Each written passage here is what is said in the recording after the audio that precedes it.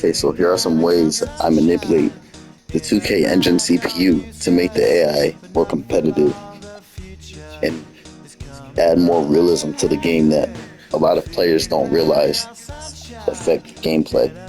So for one, I just went against the Wizards in my last game, for example. So before the game, this would be my normal routine. I would first, since they're a rebuilding team and it's towards the end of the season, here's what I would do. For one,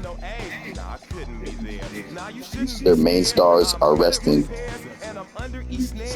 to match the realism of stars in real life being shut down at the end of seasons for tanking reasons and trying to get a high draft pick in the off season. So it's mainly bench players in the starting lineup and lower tier players. So they're trying to lose on purpose. They play more people on their bench, but the bench utilization is still set to all the way to 0. So this makes the starters still play 30 plus minutes, even though the bench is still being utilized a lot. But the lower bench players only play 5 to 6 minutes. So it still balances out normally. But for a contending team, for example, say I'm going against the Raptors next game, and we go to the playoff picture, and they're fighting for a playing spot. So here's what I would do. I would go to the Raptors.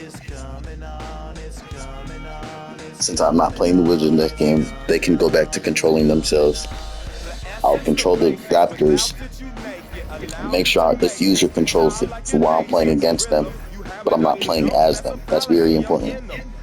So again, here we go. Put the bench utilization all the way to 0. You do this for every single game to make sure the stars play maximum minutes and the starters are in at important times. And the bench players do not play too much. And make sure the bench depth is at 8 for mostly good teams, or 9 players based on how many good players are on your team. So normally they could probably play a 9th player, but right now, since it's towards the end of the season and they're playing more important games, I tighten their rotation to 8 players.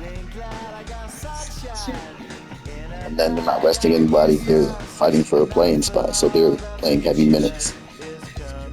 And then you see how, for example, if I put the bench utilization at 30, their minutes spread out more evenly. But if I increase the bench utilization all the way to 66, the starters get less minutes and the bench players get more. But it's still only spread across 8 people until I change the bench depth from 8 to 9 or 10 or whatever. So yeah, that's very important. These right here are not that important as much. This is important for certain teams as far as team identity and matching realism.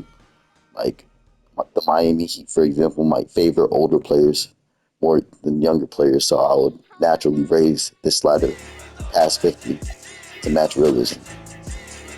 But that's just one of the ways that I add to the 2K engine. So hopefully you guys enjoy this starting content. And next I will be showing you guys how I changed the sliders and match it to the exact pace of my skill based on how challenging it is for me, which you guys will likely find very interesting. And this also affects gameplay.